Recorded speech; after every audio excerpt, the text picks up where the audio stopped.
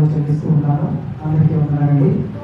మరి ఒకసారి మీ మధ్యకు వాక్య పరిచయం చేయడానికి నేను ఆహ్వానించిన సంవత్సరంలో ఐజక్ అయ్య గారికి మరియు సత్యమణి ఎరిక్ ప్రసన్న గారికి ప్రత్యేక వందనాలు చెల్లిస్తూ ఉన్నాను. ఇప్పుడు వచ్చిన సంఘ ప్రజలకు స్త్రీల సమాజానికి ఎవరు పెట్టినట్టు ఎవరి సంఘానికి మన ప్రభువు రక్షకుడైన యేసుక్రీస్తు నామములో మరోసారి వందనాలు తెలియజేస్తున్నా. అందరికీ వందనాలు. నిన్నటి దినాన మనము దేవుని ఎందుకు మహిమపరచాలి అనే ఒక అంశాన్ని తీసుకున్నాం. నేటి దినాన దేవుని ఎందుకు మహిమపరచాలి అనే అంశంలో మరి ఒక భాగాన్ని మనం ధ్యానం చేయబోతూ ఉన్నాం. దేవుని ఎందుకు మహిమపరచాలి అని అంటే, దేవుడు మనల్ని సృష్టించాడు కనుక, ప్రాముఖ్యంగా ఆయన స్వరూపంలోనికి మనం చేశాడు కనుక మనము ఆయన్ని మహిమపరచాలి అని మాట్లాడుకుంటున్నాం. నిజానికి మనము చదువుకుంటూ ఉన్నప్పుడు, అంటే లోకంలో విద్యాభ్యాసం చేస్తూ ఉన్నప్పుడు చాలా మంది శాస్త్రవేత్తలు ఏమని చెప్పారంటే, మనిషి కోతుల నుండి పరిణామం చెందాడని చెప్పి చాలా మంది అభిప్రాయపడ్డారు. దాంట్లో ప్రాముఖ్యంగా డార్విన్ అనే ఒక శాస్త్రవేత్త మనుషులు కోతుల నుండి పరిణామం చెందాడు, కోతుల నుండి ఆయన మనిషి అనేది రావడం జరిగింది అని చెప్పారు. కొంతమంది ఈ సృష్టి దేవుడు సృష్టించలేదు, కానీ ఇదో ఒక విస్ఫోటనం జరగడం ద్వారా ఈ భూమి లేకపోతే ఈ సృష్టి ఏర్పడింది అని చెప్పి చాలా మంది అభిప్రాయపడ్డారు.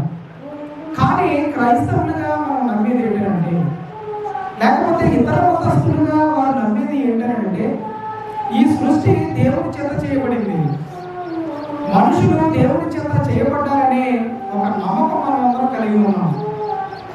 నిజానికి ఈ నమ్మకం మనంకు మాత్రమే కాదు, కానీ దావీదు భక్తుడు తన మాటల ద్వారా ఏమి తెలియపరుస్తూ ఉన్నాడంటే, 139వ సంకీర్తన 11వ వచనంలో చూస్తే మనము, నా అంతరంద్రియములను నీవే కలుగు చేసితివి, నా తల్లి గర్భంలో నన్ను నిర్మించిన వాడు నీవే, నీవు నన్ను కలుగు చేసిన విధము చూడగా భయమును ఆశ్చర్యము నాకు పుట్టుచున్నవి, అందును బట్టి నేను నీకు కృతజ్ఞతాస్తుతులు చెల్లించుచున్నాను, నీ కార్యములు ఆశ్చర్య కార్యములని మాట్లాడుతున్నాడు. దావీదు గారు తాను గమనించాడు, నేను ఎలా రూపింపబడ్డాను, నేను ఎలా ఈ భూమి మీదకి వచ్చానని ఆయన ఆలోచన చేసినప్పుడు ఆయన అంటున్నాడు, నా అంతరంద్రియములను నీవే కలుగ చేసినవి, నా తల్లి గర్భములను నన్ను నిర్మించిన వాడు నీవే. దావీదు గారికి ఎవరు చెప్పుకుంటారు ఈ విషయం? నేను ఒక తల్లి గర్భంలో నుండి నిర్మించబడ్డా, లేకపోతే మనిషి అనేవాడు కేవలం ఒక కోతి నుండో లేకపోతే ఆకాశం నుండో కూడా పడలేదు, కానీ దేవుడే ఈ మనిషిని సృష్టించాడు అని చెబుతూ ఈ మనుషులందరూ పుట్టుకకు కారణం ఎవరినంటే నీవే అని చెప్పి ఆయన మాట్లాడుతూ ఉన్నాడు. ఇవన్నీ కలిపి చేసిన విధమును చూడగా భయమును ఆశ్చర్యము కలుగుతుంది. నిజమే, ఒక జీవము తల్లి గర్భంలో ఎలా రూపింపబడుతూ ఉంది, చీకటిలో ఎలాగా రూపింపబడుతూ ఉంది, ఎలాగా తల్లితో అనుసంధానమై బాహ్యముగా తీసుకుంటున్న ఆహారము తాను పొందుకోగలుగుతుంది. ఎప్పుడైనా ఆలోచన చేస్తే అది చాలా విచిత్రమని మనకు అనిపిస్తూ ఉంటుంది. ఒక బిడ్డ తల్లి గర్భంలో ఉన్నప్పుడు ఉమ్మ నీరులో ఉండడం మనందరికీ తెలుసు, కానీ ఆ నీరు తన నోటితో త్రాగడం ఎంత అద్భుతంగా దేవుడు బిడ్డను ఆ తల్లి గర్భంలో చేశాడనంటే మనకి చాలా ఆశ్చర్యంగా ఉంటుంది. 9 నెలల పాటు ఆ గర్భంలో ఏ విధంగా బిడ్డ రూపింపబడతాడో ఆలోచన చేస్తే మనకి ఆశ్చర్యము భయము మనకి కలుగుతుంది అనే విషయాన్ని మీకు జ్ఞాపకం చేస్తున్నాను. దావీదు గారు సృష్టి ద్వారా దేవుని మహిమ ఎలా వివరించబడుతూ ఉందో, ఈ సృష్టి దేవుని ఎలా మహిమపరుస్తుందో అని తన కీర్తనలో ఆయన రాస్తూ ఉన్నాడు. తను ప్రజలకు తెలియపరుస్తూ ఉన్నాడు, దేవుణ్ణి మహిమపరుస్తూ ఉన్నాడు. 19వ కీర్తన మొదటి 2 వచనాలు మనం చదువుదాం. ఆకాశంలో దేవుని మహిమ వివరించుచున్నవి, అంతరిక్షము ఆయన చేతి పనిని ప్రచురపరచుచున్నది, పగటికి పగలు బోధ చేయుచున్నది, రాత్రికి రాత్రి జ్ఞానము వెలుగుచున్నది. వాటికి భాష లేదు, మాటలు లేవు, వాటి స్వరము వినపడదు అని చెప్పి అక్కడ రాయబడింది. దావీదు గారు ఏం చెప్తున్నాడంటే, ఆకాశాలు దేవుని మహిమను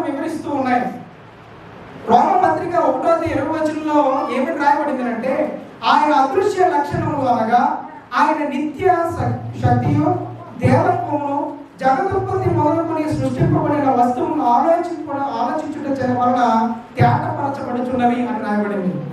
మనము చుట్టుపక్కల ఉన్న వస్తువులను, మన చుట్టూ ఉన్న పరిసరాలను మనం చూసినప్పుడు మనకి దేవుని యొక్క మహిమ ఎంత గొప్పది, దేవుడు ఎంత బ్రహ్మాండమైన వాడు, దేవుడు మనం ఊహించడానికంటే ఎంత ఉన్నతమైన వాడో మనకు అర్థమవుతుంది. కానీ మనం ఏం చేయము, మన చుట్టూ ఉన్న పరిసరాలను మనం క్షుణ్ణంగా పరిశీలించాం. వాటి నుండి మనం దేవుని అర్థం చేసుకోవడానికి ప్రయత్నం చేయం. ఎప్పుడూ కూడా ఈ సృష్టి ఇంత అద్భుతంగా ఎలా సృష్టింపబడింది, దాన్ని మనం ఎలా అనుభవిస్తున్నాం అని ఎప్పుడు ఆలోచన చేయం. కానీ ఆదిమ ప్రజలైతే వారు అరణ్యంలో నివసిస్తూ ఉన్నప్పుడు వారు సృష్టి నుండి దేవుణ్ణి అర్థం చేసుకోవడానికి ప్రయత్నాలు చేశారు. ప్రతి జీవిలో ఒక ఆత్మ ఉంటుంది, మన చుట్టూ ఉన్న ప్రతి దాంట్లో ఆత్మ ఉంటుందని వారు నమ్మారు. అది ఒక చెట్టుని నరకడానికి వాళ్ళు ఏమైనా ఆలోచన చేశారు తెలుసా? దాని ఆత్మ కోసం వారు ప్రార్థన చేసేవారంట, చెట్టును సంరక్షించేవారు. ఈరోజు నా ప్రకృతి నుండి నువ్వు దేవుడి మహిమను అర్థం చేసుకోగలుగుతున్నావా లేదా? ఇక్కడ చెబుతున్నాడు, ఆకాశములు దేవుని మహిమను వివరించుతున్నాడు. నిజానికి మనం ఒక రాకెట్ వేసుకుని పైకి వెళ్ళాం అనుకోండి, ఆకాశంలో మనకి ఎక్కడ హద్దు తగ్గుతుంది అంటే మనకి ఎక్కడ కూడా హద్దు తగ్గుతుంది. చూడండి, ఇక్కడ నుంచి మనం ముందు పైకి వెళ్ళామంటే ఇక్కడ మనకు బిల్డింగ్ రూఫ్ తగ్గుతుంది. కానీ ఆకాశంలో ఒక రాకెట్ వేసుకుని వెళుతూ ఉంటే అంతరిక్షానికి అంతం ఉండదు. నువ్వు అలా రాకెట్ వేసుకుని వెళుతూనే ఉండాలి. విశ్వంలో ఒక చోట నుండి నువ్వు ప్రయాణం మొదలు పెడితే విశ్వం యొక్క అంచులకు చేరుకోవడానికి మనకి అసలు అంతము చిక్కదు, మనకి సాధ్యపడదు. ఎందుకంటే అది విస్తారమైన ప్రయాణము, దాన్ని మనము చేయలేమనే విషయాన్ని మీకు జ్ఞాపకం చేస్తూ ఉన్నాను. ఆకాశంలో దేవుని నామాన్ని, దేవుణ్ణి మహిమపరుస్తూ ఉన్నాయి. ఆ అద్భుత సృష్టిని మనం చూసినప్పుడు దేవుడు ఎంత గొప్పవాడో, ఈ భూమిని లేకపోతే ఈ లోకాన్ని లేకపోతే ఈ సృష్టిని ఎంత అద్భుతంగా చేశాడో అని నీవు దేవుని కార్యములను ఆలోచించగలుగుతావు. కానీ ఎప్పుడు మనం వాటిని పట్టించుకోం, వాటిని అనుభవిస్తాం, వాటి మీద ఆధారపడతాం. కానీ వాటి నుండి దేవుని అర్థం చేసుకోవడానికి మనం ఎంత మాత్రము ఇష్టపడము. తర్వాత అంటున్నాడు, అంతరిక్షము ఆయన చేతి పనిని ప్రచురపరుచుచున్నది. అంతరిక్షంలో కేవలము మనం చూసే నక్షత్రాలే కాదు, చాలా గ్రహాలు ఉన్నాయి. చాలా మనకి తెలియని గొప్ప గొప్ప సంగతులన్నీ కూడా ఆ అంతరిక్షంలో దాగి ఉన్నాయి. మనం గత కాలంలో మనము తెలుసుకున్నది ఏంటంటే, సునీత విలియం అని ఒక స్త్రీ జూన్ 2024 సంవత్సరంలో ఈ భూమి నుండి ఆమె అంతరిక్షం అంటే స్పేస్ స్టేషన్కి ఆమె వెళ్ళింది. అంతరిక్షంలో ఒక స్పేస్ స్టేషన్ ఉంటుంది. ఇక్కడ నుంచి మనం రాకెట్ వేసుకుని అక్కడికి వెళ్ళి అక్కడ నుండి మనము ప్రపంచాన్ని లేకపోతే మన భూమి పరిసర ప్రాంతాలని మనం ఏం చేస్తామనంటే పరిశీలన చేస్తాం. సునీత విలియం అదే రీతిగా ఆమె ఏం చేస్తుందంటే తమ టీంతో కలిపి ఆమె అంతరిక్షం చేరుకుంది. అంతరిక్షము ఆ స్పేస్ సెంటర్ ఎక్కడ ఉందనంటే 400 కిలోమీటర్ల దూరంలో ఉందంటే. ఈ భూమి నుండి కేవలం 400 కిలోమీటర్ల దూరంలో ఉంది. ఆమె అక్కడ కొన్ని టెక్నికల్ ప్రాబ్లమ్స్ వల్ల కొన్ని నెలల్లోనే తిరిగి రావాలి, కానీ అక్కడ ఆమె ఇరుక్కుపోయింది. అక్కడ ఇరుక్కుపోయి దాదాపుగా 9 నెలలు అక్కడ ఉండిపోయింది. ఆ 9 నెలల్లో ఆమె ఇక్కడికి తీసుకురావడానికి ఎన్నో ప్రయత్నం చేశారు.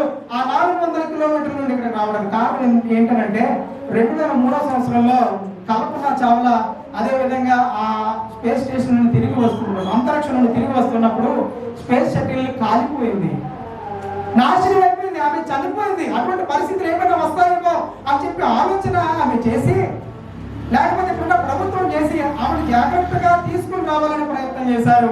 ఆమె 2025 సంవత్సరం మార్చి నెలలో ఆమె ఈ భూమిని చేరుకున్న తర్వాత మనము సంతోషపడ్డాం. చాలా అద్భుతమైన విషయాలు మనం తెలుసుకుంటూ ఉన్నాం. ఆమె ఎన్నో గొప్ప రీసెర్చ్ చేసిందని మనం సంబరపడిపోతూ ఉన్నాం. ఈ రోజున మనిషి పక్క గ్రహానికి వెళితే ఏదో సాధించినట్లు అనుకుంటూ ఉన్నాడు, కానీ అది దేవుని సృష్టిలో అది కేవలము ఒక చిన్న నలక మాత్రమని మనం జ్ఞాపకం పెట్టుకోవాలి. నేను ఇందాక నెట్లో ఒక విషయాన్ని నేను సెర్చ్ చేసి చదువుతున్నప్పుడు మనకు దగ్గరగా ఉన్న నక్షత్రం ఏంటి అని అడిగితే సూర్యుడు కాకుండా ఒక నక్షత్ర సముదాయాన్ని నాకు చూపించింది. ప్రాక్సిమా సెంటారియా అనే ఒక నక్షత్ర సముదాయాన్ని చూపించింది. అక్కడికి వెళ్ళడానికి ఎంత సమయం పడుతుందని నేను అడిగాను. సాధారణమైన అడ్వాన్స్డ్ స్పేస్ షటిల్ తీసుకుని మనం ప్రయాణం మొదలు పెడితే దాదాపుగా 6000 సంవత్సరాల నుండి 7000 సంవత్సరాలు పడుతుందని చూపించింది నాకు. ఒక నక్షత్రం దగ్గరికి వెళ్ళడానికి 6000 సంవత్సరాల నుండి 7000 సంవత్సరాలు పడుతుందని చెప్పి నాకు నెట్ చూపించింది. అదే కాంతి వేగంతో వెళ్ళాలంటే ఎంత సమయం పడుతుందని అంటే అది ఇంకా చాలా ఎక్కువ చూపిస్తూ ఉంది, చాలా సంవత్సరాలు పడుతుందని చెప్తూ ఉంది. అంటే దేవుడి యొక్క సృష్టి ఎంత గొప్పది.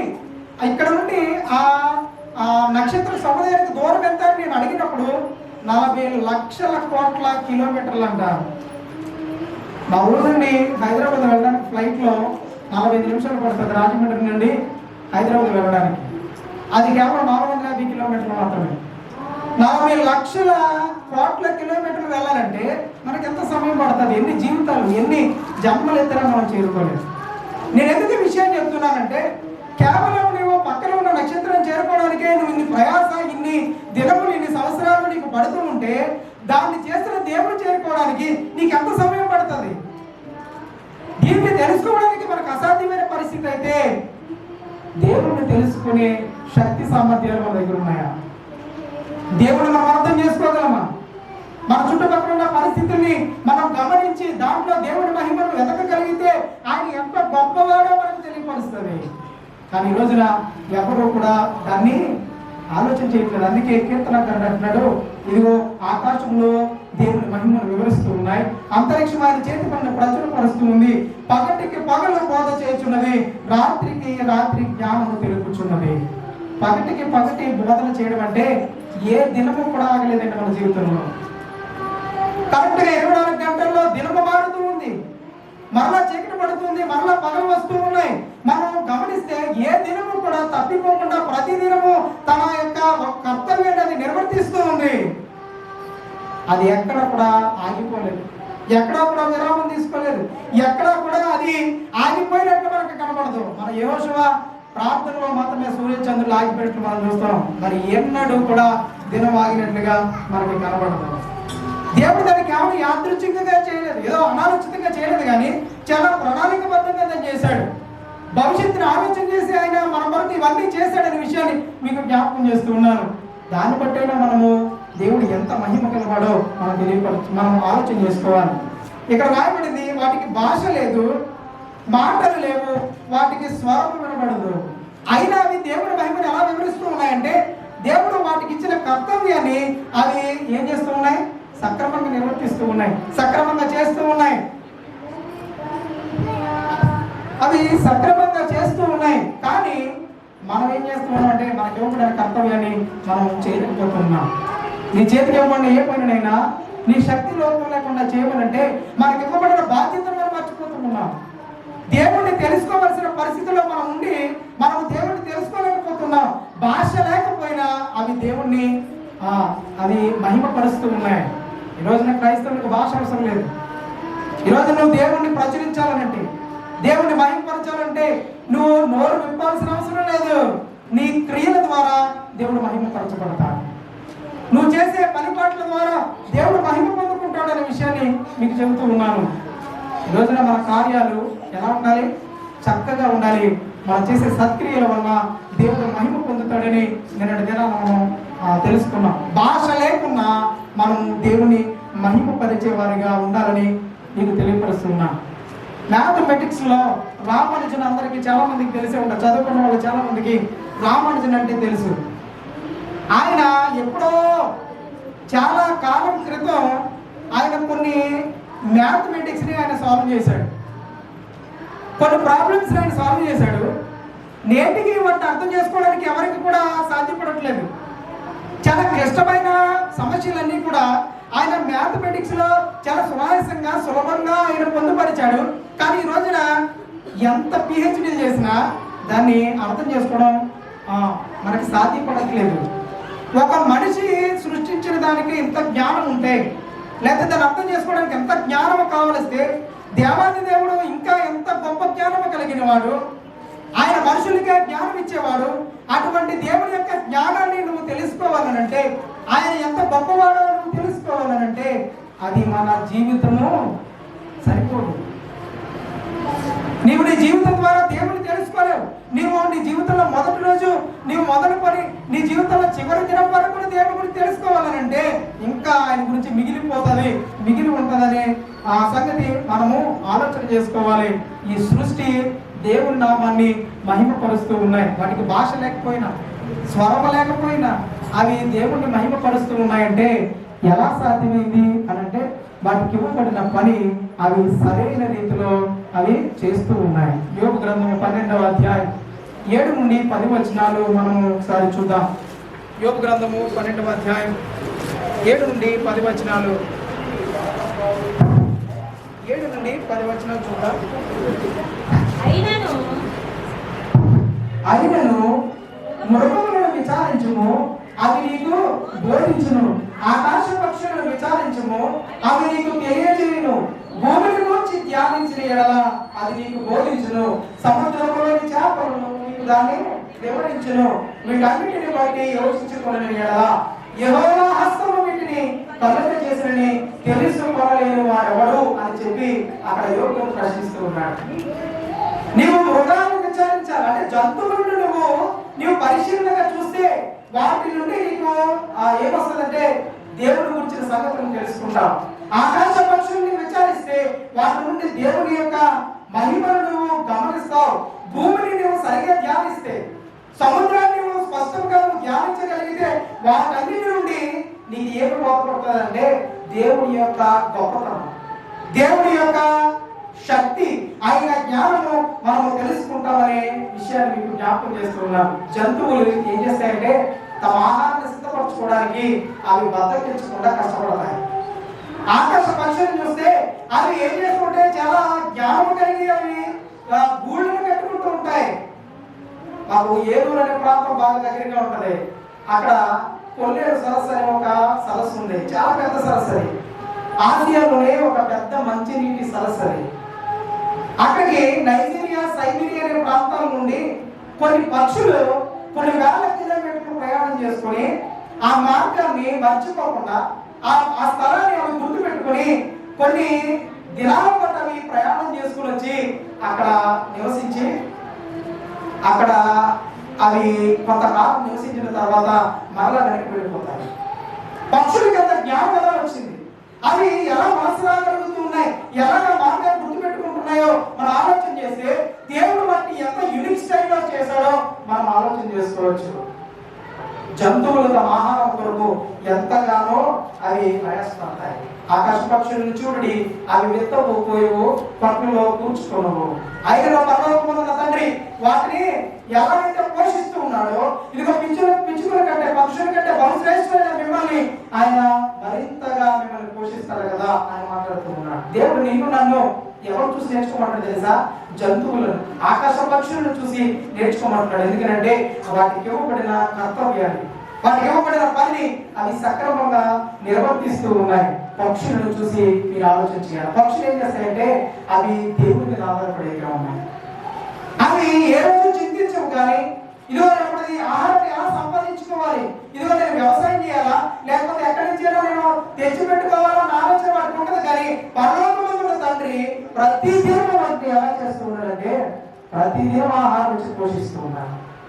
వాటిని చూసి మనం బుద్ధి తెచ్చుకోవాలి, వాటిని చూసి మనం గమనించి దేవుని మహిమను అర్థం చేసుకోవాలి అనే పరిస్థితిలో మనం ఉండాలి. తేనెటీగలు ఎప్పుడైనా గమనిస్తే అవి ఒక తేనె పట్టును పెడతాయి. ఎంత యూనిక్ స్టైల్ గా కడతాయంటే అది ఏ తేనె పట్టును గమనించినా ఆ రీతిగానే కట్టబడి ఉంటాయి. వాటి ఆర్కిటెక్చర్ మనం చూస్తే ఎంత అద్భుతంగా ఉంటుందంటే అది చాలా ఒక వైవిధ్యమైన రీతిలో గదులు నిర్మించుకుంటారు. దాంట్లో ఆ తేనెను భద్రపరుస్తూ ఉంటాయి. ఎంత అద్భుతంగా చేశాడంటే దేవుడు సృష్టిని చాలా అద్భుతంగా చేశాడు. అవి సేకరించే తేనె ఎక్స్పెక్ట్ లేదు, అది ఎన్ని వందల సంవత్సరాలైనా పాడైపోతుంది. చాలా ఔషధ గుణాలు కలిగి ఉంటుంది. ఇదిగో తేనెటీగలు మనం చూసినప్పుడు అవి ఎందుకు అంత యూనిక్ స్టైల్లో ఉన్నాయంటే అవి దేవుడి యొక్క పనిని, దేవుడిచ్చిన పనిని అవి సక్రమంగా చేస్తూ ఉన్నాయి. ఇవి మనము గమనించాలి. దేవుడు ఇంకా ఏం చెబుతున్నాడంటే ఇదిగో మనల్ని ఎవరైనా తక్కువ చూసి నేర్చుకోవాలని పోల్చినప్పుడు మనకు చాలా బాధ వేస్తూ ఉంటుంది. తల్లిదండ్రులు అంటారు, ఎదురింట్లో చూసి నేర్చుకోరా, అమ్మాయిని చూసి నేర్చుకోరా, లేకపోతే ఇదిగో అతగాను చూసి నేర్చుకో, ఎంత సక్రమంగా ఉంటూ ఉన్నాడో, ఎంత బాగా అతను మాట వింటూ ఉన్నాడని మనల్ని పోల్చినప్పుడు మనకు చాలా బాధ కలుగుతుంది. కొన్నిసార్లు తల్లిదండ్రుల మీద కోపం వచ్చేస్తూ ఉంటుంది. ఇక పని పట్టలేదని పక్కలతో పోలుస్తూ ఉన్నారని చెప్పి బాధ కలుగుతూ ఉంటుంది. ఈరోజు దేవుడు నిన్ను మనుషులతో పోల్చట్లేదు కానీ, ఇదిగో పక్కన చూసి నేర్చుకొని చెప్పట్లేదు కానీ, సృష్టిలో ఉన్న కొన్ని వస్తువులను, సృష్టిలో సృష్టింపబడిన కొన్ని సంగతులను నీవు ఆలోచన చేసి దాని నుండి నేర్చుకోమని చెబుతున్నాడు. దాంట్లో మొట్టమొదటి జంతువు ఏంటంటే చీమ. ఆయన అంటాడు సామెతల ఆరాధనలో, సోదరి చీమల ఎందుకు వెళ్ళము, వాటి నడతలను కనిపెట్టి జ్ఞానం తెచ్చుకోవడం అంటున్నాడు. ఇదిగో వారికి పై విచారణకర్త లేకపోయినా, రాజు లేకపోయినా అవి ఏం చేస్తాయంటే ఆహారము అవి సమకూర్చుకుంటాయి. అవి ఎప్పుడైనా మనం గమనిస్తే చాలా లైన్ లో వెళ్తూ ఉంటాయి. అవి లైన్ లో వెళ్తున్నప్పుడు ఏదైనా ఒక అడ్డుగా గేట్ తీసారనుకోండి, చీమలు అక్కడ ఆగిపోతాయి. మన దగ్గర లక్ష్మణ రేఖ బాగా తెలుసు, షాపు దగ్గర దొరుకుతూ ఉంటుంది. మన అమ్మలో ఎక్కడైనా చీమలు పడితే ఆ లక్ష్మణ రేఖ తీసుకొచ్చి చుట్టూ గీస్తాం. మనం గీసినప్పుడు చీమలు అయిపోతాయి, అక్కడ ఉండిపోతాయి. అవి బయటికి వెళ్ళడానికి తెగించు. అలాగే మనం ఏదో సుతముతో గీత గీస్తే అక్కడ ఆగిపోతాయి. అవి ఒక పని చేస్తూ ఉన్నప్పుడు ఒక యూనిక్ స్టైల్లో వరుస క్రమంలో వెళుతూ ఉంటాయి. అవి ఆహారాన్ని సక్రమమైన రీతిలో అవి తెచ్చుకొని భద్రపరుచుకుంటాయి. వేసవి కాలంలో అవి కష్టపడి ఆహారాన్ని తెచ్చుకొని తమ యొక్క పుట్టల్లో దాచుకుంటాయి. వర్షాకాలం రోజున అవి తిని ఏం చేస్తాయి, తన జీవనాన్ని కొనసాగిస్తాయి. ఈరోజు చీమలు ఎన్నిక లేనిది, ఇదిగో మన పుట్టప్పుడు దాన్ని తొక్కి చంపేసే అంత అల్పమైన జీవి. కానీ దేవుడు ఏం చెప్తాడు తెలుసా, ఆ అల్పమైన జీవి దగ్గరికి వెళ్ళి నీవు జ్ఞానం తెచ్చుకో, బుద్ధిహీనుడుగా ఉండిపోయావు, నీవు దేవుడిని తెలుసుకోలేకపోతూ ఉన్నావు. దేవుని నామాన్ని ఎలా మహిమపరచాలో నీకు తెలియట్లేదు. కాబట్టి ఇదిగో సృష్టిలో ఉన్న మూడు సంగతులను జ్ఞాపకం చేసుకో. దాంట్లో చీమల దగ్గరికి వెళ్ళి వాటి యొక్క నడతలను కనిపెట్టాలి, అవి ఎలా ప్రవర్తిస్తూ ఉన్నాయి. ఇప్పుడు చెప్పండి, మనము జ్ఞానం కలిగిన వారా, చీమల జ్ఞానం కలిగినవా అంటే చీమల జ్ఞానం కలిగినవా? నిజానికి భూమి మీద మనిషి కంటే గొప్ప వ్యక్తి ఎవడో లేడు. కానీ ఇతడు తనకి ఇచ్చిన ఆ అవకాశాన్ని సరైన రీతిలో వినియోగించుకోకుండా వ్యర్థమైన రీతిలో దాన్ని ఖర్చు పెడుతూ ఉన్నాడు. కాబట్టి బుద్ధి తెచ్చుకోవాల్సిన అవసరం ఉంది, జ్ఞానాన్ని సంపాదించుకోవాల్సిన అవసరం ఉంది. అందులో అంటే చీమల దగ్గరికి వెళ్ళు, వాటి నడతలను కనిపెట్టు, అవి ఎలా ప్రవర్తిస్తూ ఉన్నాయో ఆ ప్రవర్తన నుండి జ్ఞానం తెచ్చుకో. చీమల నుండి మనం నేర్చుకోవాల్సింది ఏంటో తెలుసా? మొట్టమొదటి కష్టపడి పని చేయడం. మొట్టమొదటి ఏంటంటే అవి కష్టపడి పని చేస్తాయి, ఆహారాన్ని సమకూర్చుకుంటాయి. ఎండలోని ఎక్కడ ఆహారం పడి ఉన్నా అది ఎండైనా కొండైనా లెక్క చేయకుండా అది వెళ్ళి ఆహారం తెచ్చుకొని తన పుట్టలో దాచుకుంటుంది. అది కష్టపడి పనిచేసే తత్వం దానికి ఉంది. కానీ మనుషులుగా మనకి బద్ధకం. తల్లిదండ్రులు పక్కకి షాప్కి వెళ్ళమంటేనే మనం వెళ్ళాం. మనకి ఇచ్చిన పని ఈ రోజు కాదులే రేపు చేద్దాంలే అని మనం వాయిదాలు వేస్తూ ఉంటాం. ఇదిగో వాక్యం చదవలసిన మనము రేపు చదువుదాంలే అని మనం వాయిదా వేస్తాం. ప్రార్థన చేయవలసిన వారము ఈరోజు ప్రార్థన ఎందుకులే రేపు చేద్దామని వాయిదా వేస్తాం. మనుషులుగా మనకి అది అలవాటు అయిపోయింది. ఇచ్చిన పని ఈ రోజు చేయకుండా రేపు చేద్దాం అని చెప్పి మనం వాయిదా వేసుకుంటూనే ఉన్నాం. కానీ చీమలంట కష్టపడి పని చేస్తే అవి వాయిదా వేయు. అక్కడ ఆహారం పడ ఉంటే ఒక చీమ వెళ్ళి చూస్తే మిగతా చీమలకి సమాచారం ఇస్తే అన్ని వచ్చి ఆహారాన్ని కష్టపడి తీసుకుని వెళ్తాయి. రెండోది ఏంటంటే అవి భవిష్యత్తు కోసం సిద్ధపడతాయి. భవిష్యత్తులో వర్షాకాలం రాబోతుంది, మనం బయటికి వెళ్ళి తిరగలేం, ఆహారం మనకు దొరకదు. కాబట్టి మనం ఏం చేయాలంటే ఆ వర్షాకాలంలో మనం బ్రతకాలనంటే ఈ వేసవి కాలంలోనే, ఈ కోత కాలంలోనే ఆహారాన్ని సిద్ధపరచుకోవాలి. అవి భవిష్యత్తు వరకు పనిచేస్తూ ఉన్నాయి. ఈరోజు భవిష్యత్తును గురించిన చింత మన దగ్గర లేదు. మనము క్రైస్తవ్యంలో మన భవిష్యత్తు ఏమైపోతూ ఉంది, మన జీవితం మనం ఎలా బ్రతకాలి, మనము దేవుడి యొక్క రాజ్యాన్ని ఎలా సంపాదించుకోవాలి అనే చింత ఎవరికి లేదు. దేవుడు రాజ్యం చేరాలనే చింత ఎవరికి లేదు. జనసముద్రంలో మనం ఆ ప్రవాహంలో కొట్టుకుపోతూ ఉన్నాం తప్ప మన దేవుని రాజ్యం గురించిన ఆలోచన మన దగ్గర లేదు. చీమ భవిష్యత్తును గురించిన విషయాన్ని ఆలోచన చేసి దాని కొరకు ఎంతగానో ప్రయాసపడుతూ ఉంది. భవిష్యత్తుని మనం ఆలోచన చేయాలి. నీ భవిష్యత్తు ఏంటి? నీ యొక్క గమనం ఏది? నేను మనం ఒక వాక్యాన్ని విన్నాం, నీ నివాస స్థలం ఏది? నీ భవిష్యత్తులో ఉండబోయే ఆ స్థలం ఏది? దాన్ని చేరుకోవడానికి నువ్వు ప్రయాసపడుతున్నావా? ఎప్పుడైనా ఆలోచన చేసే విషయం గురించి? రేపటి దినాన్న ఈ భూమిని విడిచిపెడుతూ ఉన్నప్పుడు, ఇక్కడ నుండి నేను వెళ్ళిపోతూ ఉన్నప్పుడు, నేను ఎక్కడికి వెళ్ళాలి? నా ఆత్మ యొక్క నివాస స్థలం ఏది? తదుపరి నా గమ్యస్థానం ఏది? నేను ఎక్కడికి చేరుకోవాలని ఎప్పుడైనా ఆలోచన చేశారా? తలముద్రలా మనం కూడా చీకు చింత లేకుండా సుఖభోగాలుగా అలవాటు పడిపోయి మన జీవితాల్లో మనం చేజాలను వాడు చేసుకుని ఇదిగో మన ఆత్మను నరకంలో పారవేసుకుంటూ ఉన్నాము. భవిష్యత్తు వరకు ఆ భయం నీలో ఉందా? ఆ చింత నీలో ఉందా? ఆ బాధ నీలో ఉంటూ ఉందా? ఇదిగో చీమలు కనిపెట్టు. భవిష్యత్తు కొరకు అవి ఏం చేస్తున్నాయంటే ఒక ప్రణాళిక కలిగి ఉన్నాయి. దాని కొరకే అవి ప్రయాసపడుతూ ఉన్నాయి, కష్టపడుతూ ఉన్నాయి. మూడవ చూస్తే వాటిలో క్రమశిక్షణ ఉంటుంది. అవి క్రమము తప్పకుండా చక్కగా వరుస క్రమంలో వెళుతూ ఉంటాయి. ఐజాక్ పాస్టర్ గారు చాలా రోజుల నుంచి చెప్తూ ఉన్నారు, నేను వచ్చి 2 దినాలు అవుతుంది అని చెప్తూ ఉన్నాడు. అంతలో కొంచెం డిస్టెన్స్ తీసుకొని కూర్చోండి, వరుస క్రమంలో కూర్చోండి అంటే ఒక్కొక్కసారి మనం ఏం చేస్తామంటే మరిచిపోయి పక్క కూర్చుంటూ ఉంటాం. మనలో ఒక్కొక్కసారి క్రమశిక్షణ అనుకోని రీతిలో తప్పిపోతూ ఉంటాం. కొన్నిసార్లు కావాలనే చేస్తూ ఉంటాం. ఎక్కడైనా టికెట్ తీసుకోవాలని వరుస క్రమంలో రాయబడి ఉంటుంది. అక్కడ ఎందుకు రాయబడుతుందండి? అందరూ క్యూని పాటించాలని ఎందుకు రాసుకోవాలని చెప్పండి? ఎవడో క్యూ పాటించదు కాబట్టి, ఎవడో క్రమశిక్షణ ఫాలో కాదు కాబట్టి ఆయా ప్రాంతాల్లో అక్కడ ఏం రాయబడింది అంటే క్రమశిక్షణతో మెరగాలి, లేకపోతే క్యూ పద్ధతిని పాటించాలి, లేకపోతే ఇక్కడ ఉండు వేయరాదు, లేకపోతే ఇక్కడ మూత్ర విసర్జన చేయలేదని రాయడమే కారణం ఏంటంటే మనుషులు క్రమశిక్షణ మీరు ప్రవర్తిస్తూ ఉన్నారు. బస్ స్టాండ్లలో కొన్ని చోట పొగ త్రాగరాదు అని రాయబడుతుంది. ఎందుకు రాస్తారంటే మనుషులకి విచక్షణ జ్ఞానం కోల్పోయి ప్రజల మధ్యలో మద్యాన్ని సేవిస్తూ ఉన్నారు, సిగరెట్లు తాగుతూ ఉన్నారు. కాబట్టి అక్కడ ఆ విషయం గురించి సంగతి వివరాన్ని హెచ్చరించడానికి రాయబడ్డాయి. ఎవరైనా ఇక్కడ మద్యం తాగితే, పొగ తాగితే అతనికి 500 జరిమానాలు కూడా రాస్తారు. ఎందుకంటే మనుషులు భయపడతారు, వారిని క్రమశిక్షణలో తేవడానికి, వారి బాధ్యతను తెలియపరచడానికి. మనుషులు క్రమశిక్షణను మీరిపోయి ఇష్టానుసారంగా జీవిస్తున్నారు. ఎంత దౌర్భాగ్యమైన జీవితం! మనకి ఇవ్వబడిన పని మనము సక్రమమైన రీతిలో పాటించలేకపోతున్నాం. అందుకే చీమల్లో ఉన్న మరో ప్రాముఖ్యమైన లక్షణాన్ని మనం కనిపెట్టాలి. ఆ లక్షణం ఏంటంటే క్రమశిక్షణ. ఇక 4వ విషయానికి వస్తే ఐక్యత. చీమల్లో ఐక్యత ఉంటుందండి. అవి ఎక్కడికి వెళ్ళినా ఒంటరిగా వెళ్ళవు, కానీ ఆహారం తెచ్చుకున్నట్లు ఒంటరిగా తెచ్చుకోవు, కానీ అవి సామూహిక జీవితాన్ని జీవిస్తూ ఉంటాయి.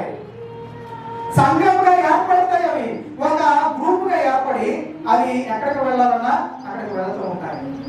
అలా అని చెప్పి ఆ గ్రూప్ కి నేనే వెళ్ళని మధ్యలో ఎవరు నిలబడతాం. అదే మన యొక్క సమాజంలో మనం ఆలోచన చేస్తే ఒక 10 మంది మనుషులు కూడుకున్నారు అనుకోండి, కొంతకాలానికి ఏమవుతుంది తెలుసా? ఈ గ్రూప్ కి నేనే నాయకుడని ఒకరు లేస్తాడు, ఆ గ్రూప్ అది నేనని చెప్పి ఇంకొక లేచి వారు కొట్టుకుంటూ ఉంటారు. కానీ చీమల్లో ఉన్న లక్షణం ఏంటంటే వారు ఐక్యత కలిగి ఉంటాయి. అవి ఐక్యత కలిగి ఉంటాయి. దాంట్లో నాయకత్వం నేనే చేయాలని చెప్పి అవి అనుకో. అందుకే దేవుడు అన్నాడు, వాటికి పై విచారణకర్త లేకున్నాను, న్యాయాధిపతి లేకున్నాను, అధిపతి లేకున్నాను. అవి ఎలా ఉంటాయంట? సక్రమంగా ఉన్నాయి.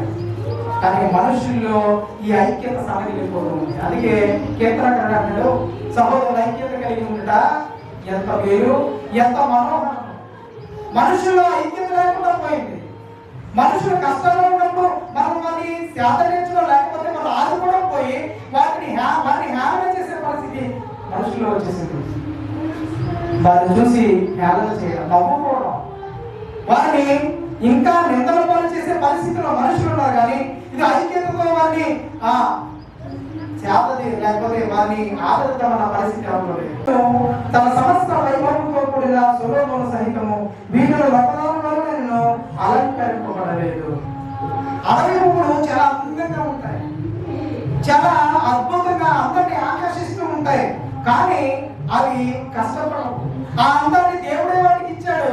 వాటికంటే ఇదిగో పొద్దు నుండి సాయంత్రం ఎండిపోయి ఆ గడ్డిని చూసి నేర్చుకోవాల్సింది తెలుసా?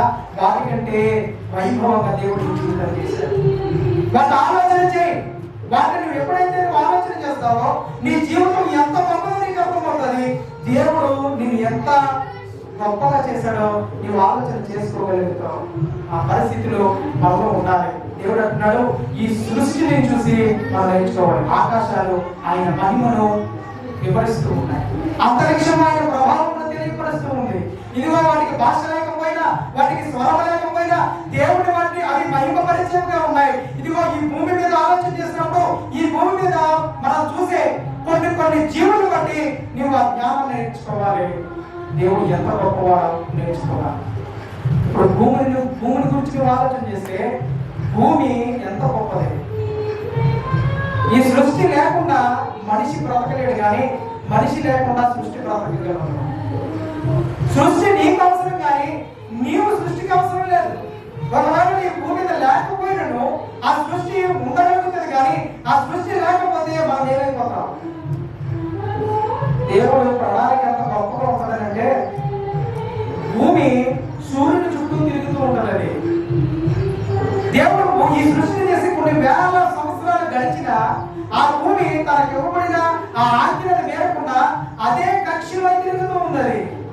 మీకు తెలుసా, భూమి తనకు ఇవ్వబడిన మార్గంలో తిరుగుతుంది. అది పక్కకి కొంచెం కూడా జరగదు. 23.5 డిగ్రీల అక్షంతో అది పక్కకు వంగి అది తిరుగుతూ ఉంటది. మీరు ఎప్పుడైనా గమనించారా? రోజులో 24 గంటలు ఖచ్చితంగా మనము పగలు రాత్రి మనం అనుభవిస్తాం. ఏ విధంగా మిస్ అయినట్టు మీరు చూసారా? భూమి తప్పకుండా దేవుడిచ్చిన ఆజ్ఞను అది పాటిస్తుంది. అది కక్షలో తప్పిపోకుండా, తనకి ఇవ్వబడిన మార్గంలో అది తప్పిపోకుండా, అది తూచా తప్పకుండా పాటిస్తుంది. ఒకవేళ అది పక్కకు ఒరిగిపోతే ఒక 5 డిగ్రీస్ పక్కకు వంగింది అనుకోండి, మనం చూసే ఈ శీతాకాలం, వర్షాకాలము, చలికాలము కనుమరుగైపోతాయి. అవి కొంచెం పక్కకు జరిగిందనంటే మన జీవితాలన్నీ కూడా నాశనం అయిపోతాయి. కానీ భూమి దేవుడిచ్చిన ఆజ్ఞ మేరకుండా ఆ కక్షలోనే తిరుగుతూ ఉంది. ఎంత ప్రాముఖ్యం! అది ఎవరి మార్గంలో తిరుగుతుంది. ఎంత ప్రాముఖ్యమైన విషయం! ఈరోజు నీకు నిర్దేశించబడిన మార్గంలో నీవు ఉంటున్నావా అంటే మనం ఉండట్లేదు. లోకంలో అనేక మార్గాలు మనం ఏర్పరచుకుంటూ ఉన్నాం. దేవుడు అంటే జీవము మార్గము ఇరుకును సంకుచితమైనది, దాన్ని కనుగొని వారు కొందరే. ఆ మార్గాల్లో నడిచేవారు కొందరే, ఆ మార్గాన్ని వెంబడించేవారు కొందరే. ఆ కొందరిలో మనం ఉన్నామా లేదా ఆలోచన చేయాలి. కొందరిలో మనం ఉన్నామా? భూమి ఏ విధంగా తన కక్షలో తాను పక్కకి తప్పిపోకుండా ఏ విధంగా తిరుగుతూ ఉందో, మనకి ఇవ్వబడిన మార్గంలో మనం వెళుతూ ఉన్నామా లేదా మనం పరిశీలన చేసుకోవాలి. అనేక మార్గాలు ఈ లోకంలో ఉన్నాయి నాశనాన్ని నడిపించడానికి. కానీ ఉన్న ఆ దేవుడు నిర్దేశించిన మార్గాన్ని మనము దాన్ని వెంబడించగలుగుతున్నామా? దాన్ని మనము అవలంబించగలుగుతున్నామా? దాంట్లో నడుచుకోగలుగుతున్నామా లేదా మనము ఆలోచన చేసుకోవాలి. దేవుడు ఈ సృష్టిని ఎలా చేశాడంటే తన నోటి మాట ద్వారా. 29వ కీర్తనని ప్రకృతి కీర్తనని అంటారు. 29వ కీర్తనని ప్రకృతి కీర్తన. దానిలో కీర్తనకారుడు ఏమని రాశాడంటే ఆయన స్వర ప్రభావం ఎంత గొప్పగా రాశాడు. ఆయన చూద్దాం 4వ వచనం, 29:4వ వచనం. యెహోవా స్వరము బలమైనది, యెహోవా స్వరము ప్రభావము గలది, యెహోవా స్వరము దేవదారు వృక్షములు విరుచును, యెహోవా లెబానోను దేవదారు వృక్షములను ముక్కలుగా విరుచును, ఆ దూడల గంతులు వేయనట్లు ఆయన చేయును అని చెప్తూ ఆయన ఆ అధ్యాయంలో యెహోవా యొక్క స్వరమును గురించి రాశాడు. కీర్తనకారుడు ఎందుకు ఆయన స్వరమును అంత లక్ష్య పెట్టాడంటే ఆయన స్వరమునికి ఎంత బలం ఉన్నదో, ఎంత శక్తి ఉందో ఆయన దాంట్లో కొనియాడుతూ ఉన్నాడు. ప్రకృతి ఏ విధంగా ఆయన మాటకు లోబడుతూ ఉందో ఈ కీర్తనలో దావీదు గారు ఆయన వ్యక్తపరుస్తూ ఉన్నాడు. ఆయన నోటి మాట ద్వారా ఈ సృష్టిని చేశాడనే విషయాన్ని మనం ఆలోచన చేయాలి. దేవుడు ఏమన్నాడంటే భూమి కలుగును గాక, భూమి ఏర్పడింది. ఆకాశంలో కలుగును గాక అంటే అవి ఏర్పడ్డాయి. నోటి మాటతో ఆయన ఈ సృష్టిని చేశాడు. అయితే ఆయన మాట ఎంత శక్తికరంగా మనం ఆలోచన చేసుకోవాలి. ఆయన స్వరము ఎంత గొప్పదో మనం ఆలోచన చేసుకోవాలి. ఆయన మాట ఎంత గొప్పదంటే ఆయన ఎంత గొప్పవాడు. ఆయన మాటకే ఎంత ఆయనకు ఎంత విలువ ఉంటుందో మనం ఆలోచన చేయాలి. ఆ ప్రకృతి దేవుని ఎలా మహిమపరుస్తుందో మనం ఆలోచన చేయడం ద్వారా మనం కూడా దేవుణ్ణి మనము కూడా ఆలోచన చేయగలం, ఆయన మహిమపరచగలం అనే విషయాన్ని ఇప్పుడు జ్ఞాపకం చేస్తున్నాం. దేవుడు ఒక యూనిక్ స్టైల్లో ఈ సృష్టిని చేశాడు. యేసుక్రీస్తు ప్రభువు అంటున్నాడు, ఇదిగో నేను జగత్తు ఉత్పత్తికి ముందే నాకు ఉన్నాను అంటాడు. ఆయన కొలస్సీయులకు రాసిన పత్రిక 1:17 చూస్తే ఆయన గురించిన సంగతి ఇక్కడ రాయబడింది. కొలస్సీ 1:17 ఆయన అన్నిటికంటే ముందుగా ఉన్నవాడు, ఆయనే సమస్తమునకు ఆధారభూతుడని యేసుక్రీస్తు గురించి రాయబడింది. యోహాను 3:3 కలిగి ఉన్నదేది ఆయన లేకుండా కలగలేదని రాయబడింది. అంటే యేసుక్రీస్తు ప్రభువు యొక్క పాత్ర ఈ సృష్టిని చేయడంలో ఎంత ప్రధానమైనదో ఈ వాక్యాన్ని బట్టి మనం అర్థం చేసుకోవచ్చు. ఆయన ఈ సృష్టిని మన కొరకు చేశాడు, మనం అనుభవించడానికి చేశాడు, మనమంతా దీన్ని పరిపాలన చేయడానికి చేశాడు. ఆయన మనం దీన్ని అనుభవించడానికి ఆ సృష్టిని చేశాడు అనే విషయాన్ని మనం గమనించాలి. కీర్తన 8:6 ఏమని రాయబడింది అంటే 8:6 నీ చేతి పనుల మీద మనకి అధికారం ఇచ్చి ఉన్నావు. గొర్రెలన్నింటినీ, ఎడ్లన్నింటినీ, అడవి మృగములను, ఆకాశ పక్షులను, సముద్ర మత్స్యములను, సముద్ర మార్గములను సంచరించే వాటన్నిటిని వారి పాదముల క్రింద నీవు ఉంచి ఉన్నావు. యెహోవా మా ప్రభువా, భూమి ఎదుట నీ నామము ఎంత ప్రభావం కలది అని చెప్పి దావీదు గారు రాస్తూ ఉన్నారు. ఆయన చేసిన ఈ సృష్టి అంతటి మీద ఎవరికి అధికారం ఇచ్చాడనంటే ఒక మనిషికి అధికారం ఇచ్చాడు. ఇదిగో వారి పాదముల కింద ఈ సృష్టిని పెట్టినప్పుడు మనిషి తనకి ఇచ్చిన ఆ పనిని సరైన రీతిలో నిర్వర్తించలేకపోయాడు, దాన్ని చేయలేకపోయాడు. అందుకే ఆ సృష్టిని చూపిస్తూ ఆ సృష్టిని చూసి నువ్వు నేర్చుకో అని చెప్పి దేవుడు మనకి చెబుతూ ఉన్నాడు. ఆ సృష్టిని గమనించినప్పుడు నువ్వు దేవుని మహిమపరచగలుగుతున్నావా? కేవలం మనం ఈ పక్కనే ఉన్న ఆ స్పేస్ సెంటర్ కి వెళ్ళడానికి మనకి అన్ని అంత కష్టమైపోతూ ఉంటే, పక్క గ్రహానికి వెళ్ళాలంటే అంత కష్టమైపోతూ ఉంటే, మనము దేవుడు ఉన్న నివాస స్థలములకు వెళ్ళడానికి ఎంత కష్టపడాలి? అది సాధ్యమేనా? నువ్వు ఆ మార్గాన్ని కనుగొనగలవా? నీవు ఆ మార్గాన్ని కనుగొనే పరిస్థితుల్లో ఉన్నావు. దేవుడు ఏ రీతిలో అయితే నిన్ను ఆలోచన చేసుకున్నాడో, ఏ విధంగా నువ్వు ఉండాలని ఆయన ఆశపడ్డాడో ఆ రీతిగా నువ్వు ఉండాలి. ఆయన మహిమపరిచేవాడిగా ఉండాలి. నీ జీవితంలో నుండి నీవు ఆయన్ని మహిమపరిచేవాడిగా ఉండాలి. ఈ మనం ధ్యానించిన ఈ జంతువులు, ఈ పక్షులు ఏ రీతిగా తమ జీవితాల నుండి వాటిని దేవుని మహిమపరుస్తూ ఉన్నాయో, మన జీవితం నుండి మనం కూడా దేవుని మహిమపరచాలి, దేవుని మహిమపరిచేవాడిగా ఉండాలి. 20:8 చదువుదాం. 20:8 చదవండి. ఆకాశమున ఎగురు సంకుముడి కొంగను, తన కాలం ఎరుగును, తెల్ల పువ్వయు, మల్లెల కత్తి పిట్టయు, ఓదేకులను తాము రావలసిన కాలము ఎరుగును. అయితే నా ప్రజలు యెహోవా న్యాయ విధిని ఎరుగరు. దేవుడు మనం ఎవరితో పోలుస్తున్నాడంటే పక్షులతో, ఈ సృష్టితో పోలుస్తూ ఉన్నాడు. అవి వాటి కాలాన్ని తెలుసుకుంటూ ఉన్నాయి, దేవుడు మహిమపరుస్తూ ఉన్నాయి. కానీ ఈ మనిషి ఏమైపోతున్నాడంటే దేవుని మహిమపరచలేకపోతున్నాడు. యెహోవా న్యాయ విధిని వారు తెలుసుకోలేకపోతున్నారు, దేవుడిని మహిమపరచలేకపోతూ ఉన్నారు. ఎంత దౌర్భాగ్యమైన పరిస్థితి! సృష్టిని ఆలోచించడం చేత, సృష్టిని గమనించడం చేత మనం దేవుని మహిమపరచాలి. ఆకాశంలో ఎలాగైతే దేవుడు నామాన్ని మహిమపరుస్తూ ఉన్నాయో, అంతరిక్షాలు దేవుడి చేతి పని ఎలాగైతే వివరిస్తూ ఉన్నాయో, వాటికి స్వరం లేకుండా అవి మాటలు లేకపోయినా ఎలాగైతే దేవుడి నామాన్ని మహిమపరుస్తూ ఉన్నాయో, ఈ రోజున ఒక మనిషిగా మనకి సమస్తము ఇవ్వబడ్డాయి. దేవుడి నామాన్ని మహిమపరుస్తూ ఉన్నావా? ఆలోచించే సామర్థ్యం దేవుడికి ఇచ్చాడు, నువ్వు ఆలోచించగలుగుతున్నావా? మాట్లాడే సామర్థ్యం ఇచ్చాడు, నువ్వు దేవుడి గురించి సంగతులు మాట్లాడగలుగుతూ ఉన్నావా? దేవుడు నీకు చేసే సామర్థ్యం ఇచ్చాడు, చేయగలుగుతున్నావా? దేవుడు ఈ సృష్టిలో దేవుడిని నీ అంతగా ఇష్టపడలేదు, దేవుడి లోకంలో దేవుడి అంతగా లక్ష్య పెట్టలేదు. కానీ ఒక మనిషి నశించిపోతున్నాడు, ఉంటే ఆయన ఈ లోకానికి వచ్చాడు. తన స్థానాన్ని విడిచిపెట్టి రిక్తునిగా ఆయన దాసుని స్వరూపం ధరించుకొని తన సింహాసనాన్ని విడిచిపెట్టి ఆయన ఈ లోకానికి వచ్చాడు. ఈ భూమి మీద మనం ఎంత శ్రేష్ఠుగా, ఏ జంతువు కొరకు, ఏ పక్షి కొరకు, ఏ ఇతర జీవుల కొరకు తన ప్రాణాన్ని పెట్టలేదు. కానీ ఆయన ఎవరి కొరకు తన ప్రాణాన్ని పెట్టాడంటే మనిషి కొరకు ప్రాణం పెట్టాడు, మన కొరకు తన ప్రాణాన్ని పెట్టాడు. ఎంత గొప్ప ప్రేమ! అటువంటి ప్రేమ, అటువంటి గొప్ప త్యాగము మనం ఏం చేయాలా? ఆలోచన చేయాలి. మనం ఈ రీతిలో నిలబడ్డామనంటే, ఈ రీతిగా పాపం నుండి విమోచింపబడ్డామనంటే అది దేవుడి కృపని ఆలోచన చేయాలి. 2000 సంవత్సరాల క్రితం ఒక మహత్తరమైన కార్యాన్ని ఆయన నెరవేర్చాడు. ఈ భూమి మీద ఆయన మనందరినీ కూడా మన పాపం నుండి మనకి విడుదల కలిగించాడనే విషయాన్ని మనం ఆలోచన చేయాలి.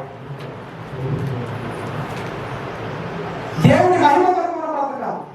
ఎక్కడుండి మనలో ఎవరు కనబడాలంటే క్రీస్తే మనలో కనబడాలి. క్రీస్తునే మనము ప్రతిబింబించాలి. మనలో నుండి ఆయన మహిమ ప్రభావము బయటికి రావాలి.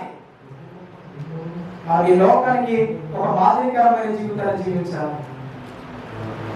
యేసుక్రీస్తు ప్రభు వారిని మనలో ప్రతిబింబించడం ద్వారా దేవాది దేవుడు ఇదిగో చీమలమైన వారిని నడతలు కనబట్టి జ్ఞానం తెచ్చుకొని ఎలాగైతే మనకు బోధిస్తూ ఉన్నాడో మనల్ని బట్టి ఇదిగో ఇతరులకు ఆయన బోధించేవాడిగా ఉంటాడు. పలానా వ్యక్తిని బట్టి మనము నేర్చుకోవాలి. ఆ వ్యక్తిని చూసి దేవుడు ఎలా మహిమపరచాలో మనం తెలుసుకోవాలి అనే ఉదాహరణగా మనం ఉండగలగాలి. మన జీవితాలు ఆ రీతిగా ఉండగలుగుతున్నాయి లేదా మనం ప్రశ్న వేసుకున్నా దేవా నిన్ను మహిమపరిచేవాడిగా నేను ఉంటాను. నా జీవితం ద్వారా, నా క్రియల ద్వారా, నా చూపు ద్వారా నేను నిన్ను మహిమపరిచేవాడిగా ఉంటానయ్యా. ఇదిగో నా క్రియల ద్వారా నేను ప్రతిబింబించేవాడిగా ఉంటానని మనం ప్రతిజ్ఞ చేయాలి. ఎంతమంది మరలా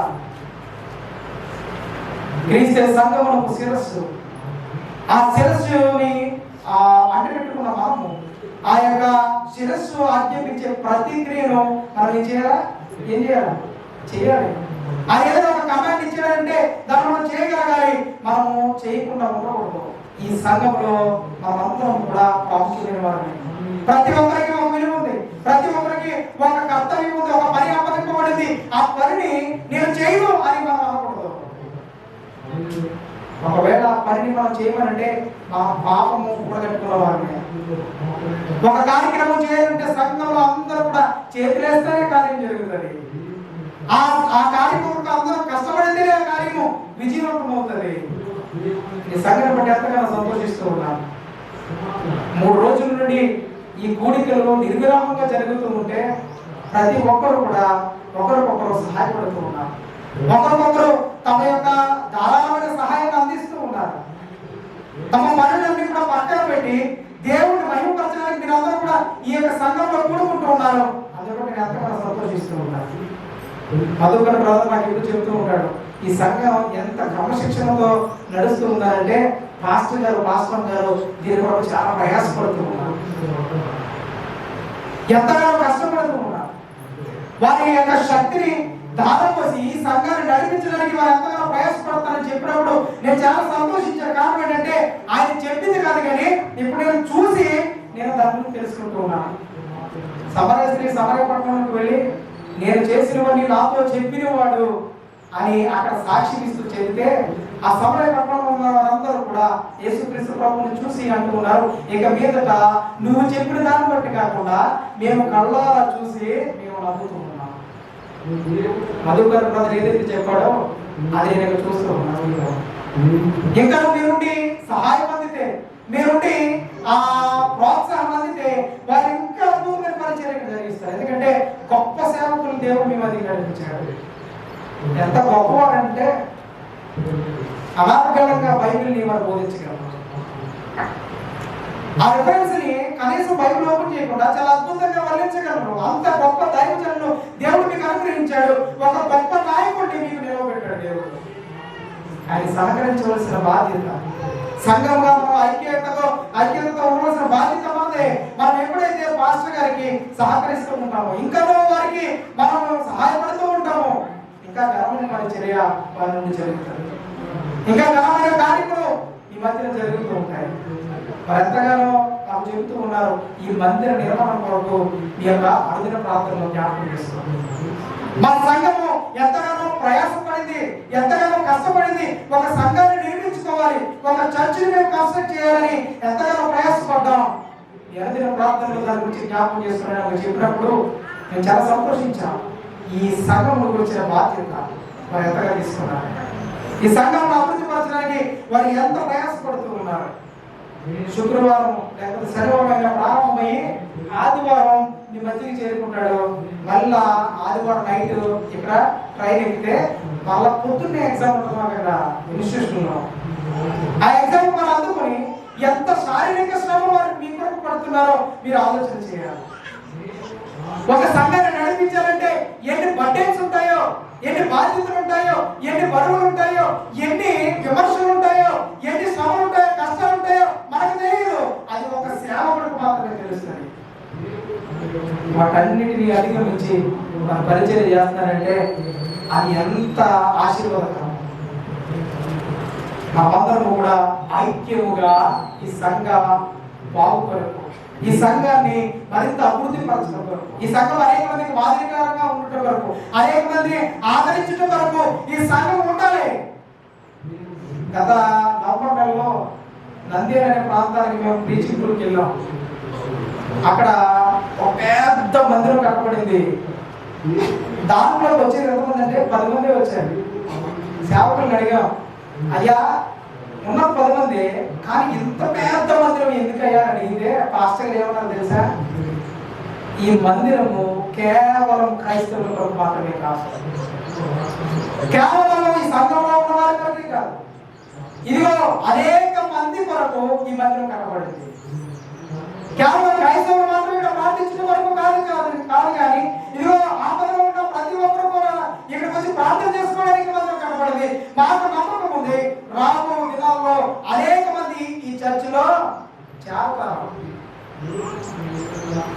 సులభంగా ప్రార్థించాడు, ఈ మందిరము నిన్ను పట్టడానికి ఏ పట్టదయ్యా, ఆకాశ మహాకాశంలో నిన్ను పట్టచాలు.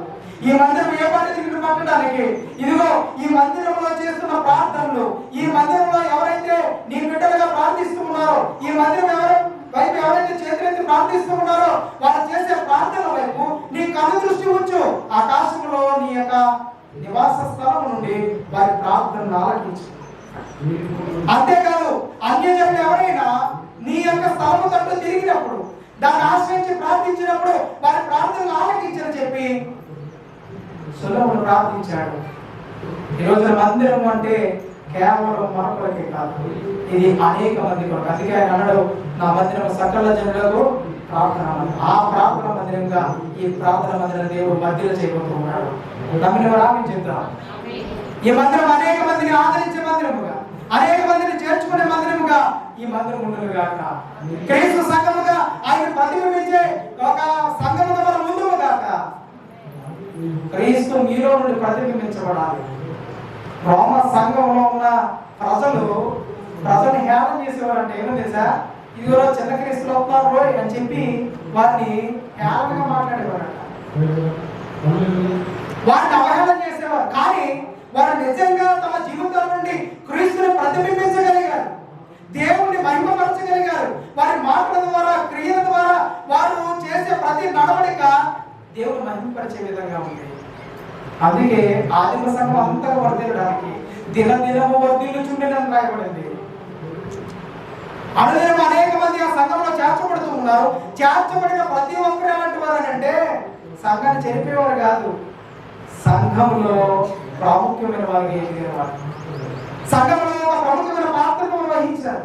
ఇక తమ ఆస్తులను వారు అమ్మేసి అపోస్తుల పాదాల యొద్ద పెట్టారు. వారు ఎందుకు?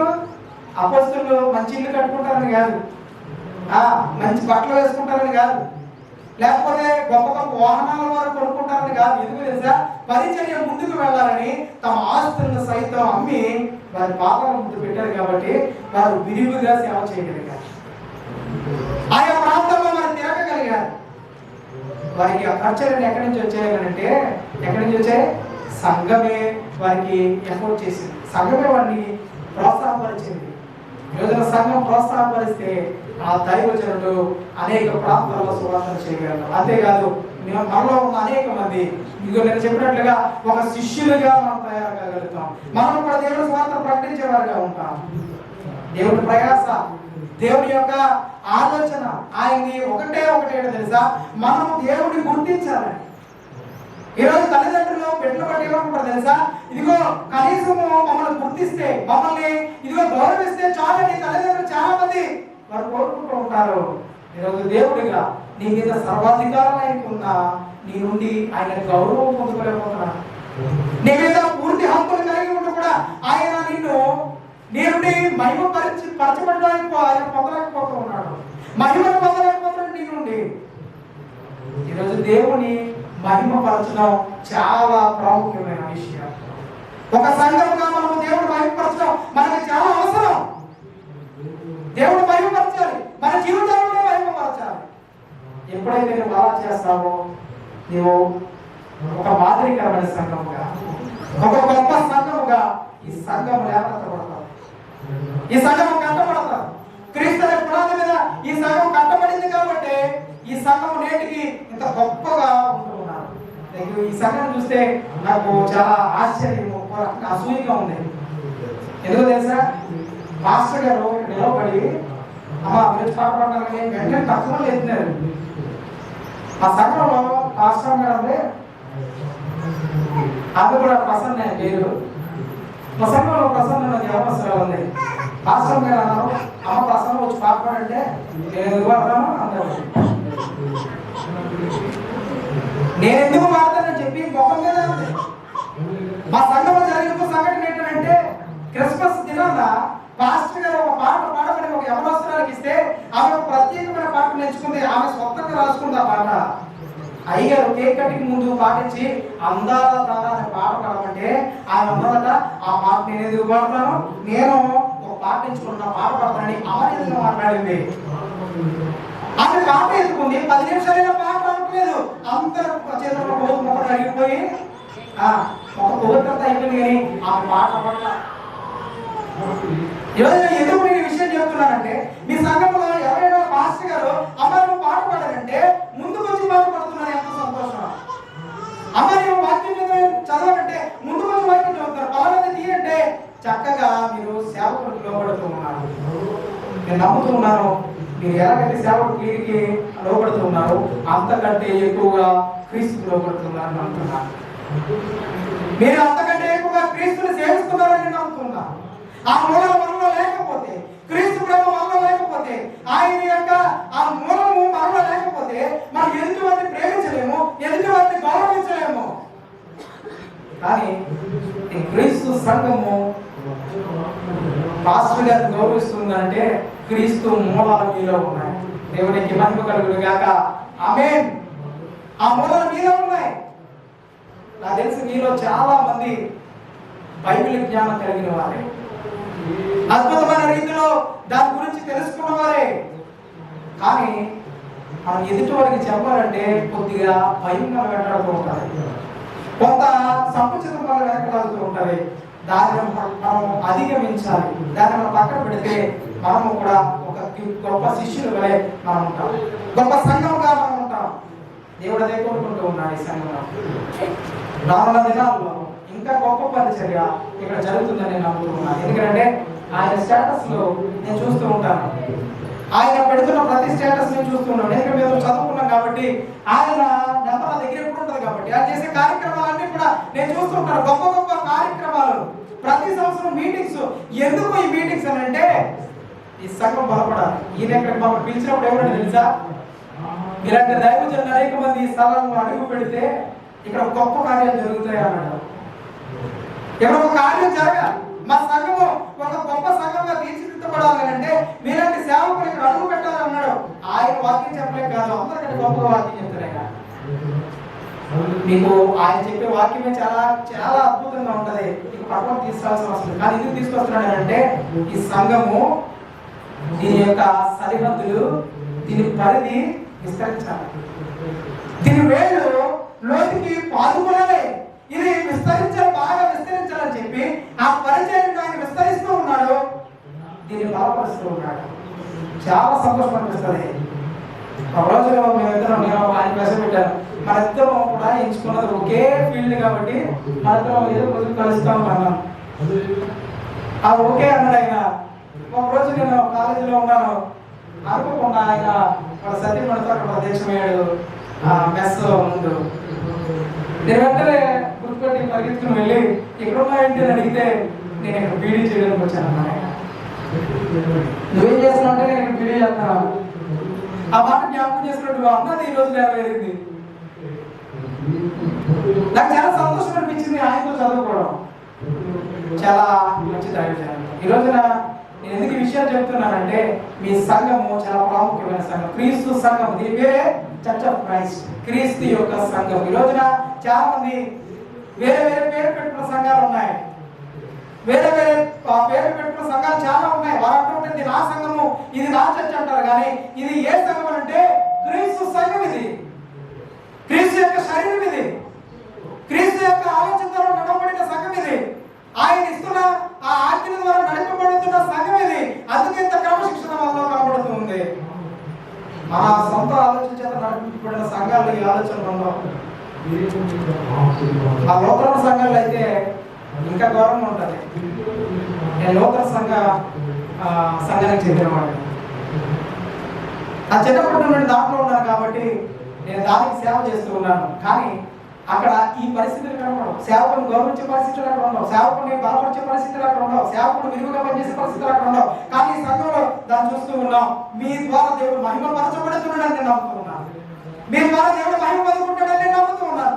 ఇంకా మీ యొక్క సహాయము, మీ సహకారము ఆయనకుంటే ఇంకా మహిమపరచబడతాడు దేవుడు. ఇంకా బలమైన కార్యం జరుగుతూ ఉంటాయి. మనిషి దేవుడు మహిమపరిచే పరిస్థితుల్లో లేడు. అందుకే దేవుడు అంటున్నాడు, ఈ సృష్టిని చూడు, దానిలో ఉన్న ఈ సంగతిని గమనించు. నువ్వు ఎప్పుడైనా ఆలోచన చేసావా? ఆకాశం చూడు, దేవుడు నామని ఎలా మహిమపరుస్తూ ఉన్నాయంటే సాయంత్రం వచ్చి అది ఏమైనా వాక్యం చెబుతుందో మనకంటే లేదు. అంతరిక్షం ఏమైనా నీకు వాక్యం చెబుతుందంటే లేదు. రాత్రి వేళ నక్షత్రాలు కనబడతాయంతే. సముద్రాన్ని చూసినప్పుడు ఏమి నీకు వాక్యం చెబుతుందంటే లేదు. కానీ వాటన్నిటిని గమనించినప్పుడు దేవుడు ఎంత బ్రహ్మాండమైన వాడు, ఎంత శక్తివంతుడో, ఎంత గొప్పవాడో నువ్వు గమనిస్తావు. అవి దేవుడు ఎలా మహిమపరుస్తున్నాయో నువ్వు తెలుసుకుంటావు. నువ్వు కూడా మహిమపరుస్తావని ఆయన ఆశపడుతూ ఉన్నాడు. ఈ భూమిని, సృష్టిని కేవలం మన కొరకే చేశాడు, మనం అనుభవించడానికే చేశాడు, మనల్ని హింసించడానికే చేశాడు, కేవలం నీ కొరకే చేశాడు. మరి నీవు మహిమపరుస్తున్నావా? ప్రతి ఒక్క ప్రశ్న చేసుకుందాం. నా జీవితం ద్వారా దేవునికి మహిమ వస్తుందా? ఈ కార్యం చేయడం వల్ల దేవుడు మహిమ పొందుతాడా? నేను ఎలా నడుచుకుంటూ ద్వారా దేవుడు మహిమ పొందుతాడా అని నువ్వు ఆలోచించగలిగితే నువ్వు వేసే ప్రతి అడుగులో దేవుని చిత్తాన్ని వెతుకుతావు. అపోస్తలుడైన పౌలు ఆయన ఆసియా సంఘంలో వాక్యం ప్రకటించాలని ఆశపడితే ఆయనకి పరిశుద్ధాత్మ ఆటంకపరిచిందని చెప్పి ఆయన అక్కడ రాశాడు.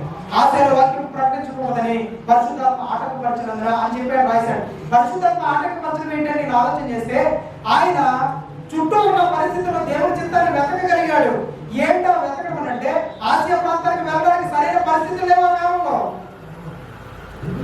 అక్కడికి సరైన వాహనం లేవు వెళ్ళడానికి, అక్కడ పరిస్థితులు సరిగా లేవు. కానీ దాన్ని ఎలా మలుచుకున్నాడు తెలుసా? అక్కడికి వెళ్ళడం దేవుని చిత్తం కాదేమో. ఈ రోజున నువ్వు దేవుణ్ణి మహిమపరిచే పరిస్థితి నీలో ఉంటే, నేను వెళుతున్నప్పుడు దాంట్లో దేవుని చిత్తం ఉందా? నేను మాట్లాడినప్పుడు దేవుని చిత్తం ఉందా? నేను ఆలోచన చెప్పే ఆలోచనలో దేవుని చిత్తం ఉందా అని నీవు ఆలోచించగలుగుతావు. దేవుడు దాన్ని కోరుకుంటున్నాడు. దేవుని మహిమపరచడం అవసరం అంటే అవసరమే. ఎందుకో తెలుసా? దేవుడు మమ్మల్ని సృష్టించాడు, మన కొరకు ఈ సృష్టిని సృష్టించాడు. కాబట్టి మన దేవుని మహిమపరచవలసిన అవసరత ఉంది. దేని ద్వారా మహిమపరచాలంటే మన జీవితాల ద్వారా మనం మహిమపరచాలి, మన యొక్క ఆలోచన ద్వారా దేవుని మహిమపరచాలి. అట్టి రీతిగా ఈ సంఘంలో ఉన్న ప్రతి ఒక్కరు చిన్న నుండి పెద్దల వరకు మీరందరి గురించి నేను ఒక సాక్ష్యం ఇస్తూ ఉన్నాను. మీరందరూ దేవుణ్ణి మహిమపరిచే వారిగా ఉన్నారు. మీరందరూ చాలా గొప్పవారిగా కనబడుతున్నారు నాకు.